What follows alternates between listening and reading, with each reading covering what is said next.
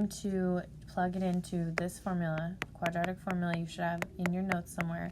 Negative b plus or minus square root of b squared minus 4ac all over 2a. So in this case, it's going to be negative 2 plus or minus square root of 2 squared minus 4 times 1 all over 2 times 1. Well, to simplify, if I type in just what's inside the radical, 2 squared minus 4 times 1, I'll get 0. So I'm going to have negative 2 plus or minus square root of 0 all over 2. Well, square root of 0 is 0.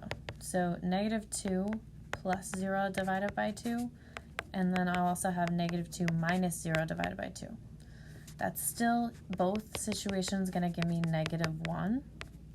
So I only need to write that once. So my ordered pair solution is negative 1 comma something. To figure out what that is, I'm going to go back to one of the original equations up top.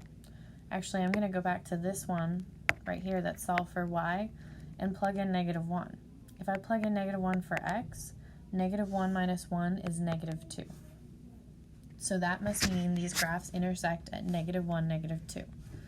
So I'm going to go back to that original problem to check and type it in decimals. So I have x squared plus 2y equals negative 3. And then I have x minus y.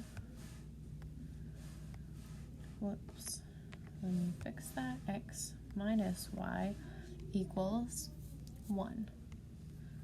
I'm going to have to zoom out a little, and then I can see that they're intersecting just that one time at negative 1, negative 2, which is the answer I got.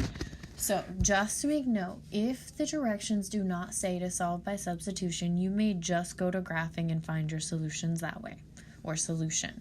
However, if it says to solve by substitution, you must show all this work. So keep that in mind as you work on practice throughout the next couple days.